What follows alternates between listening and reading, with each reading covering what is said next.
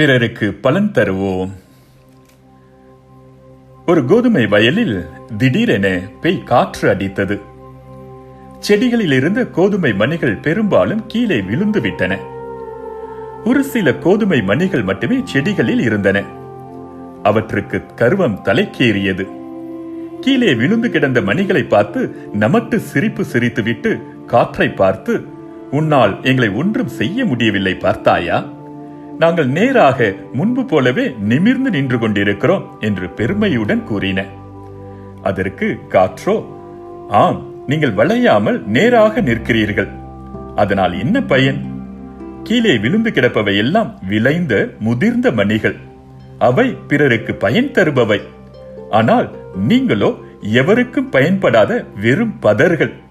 நீங்கள் எங்கிருந்தாலும் யாருக்கும் ஒரு பயனும் இல்லை என்றது.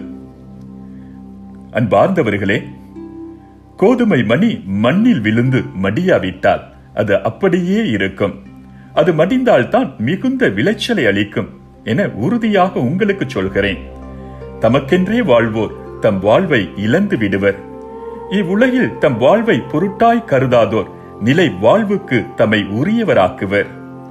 யோவான் நற்செய்தி 12ஆம் அதிகாரம் 24-25 இறைவசனங்கள். நமது இயலாமையை மனமோந்து ஏற்றுக்கொண்டால் வீண் தம்பம் அடிக்காமல் சுயமரியாதையோடு நாம் வாழ முடியும். தமது குறைகளை ஏற்றுக்கொள்ளாதவர்களே முகம் மூடி அணிந்து தமது உண்மை நிலையை மறைத்து பொய்யாக வாழ்கின்றனர்.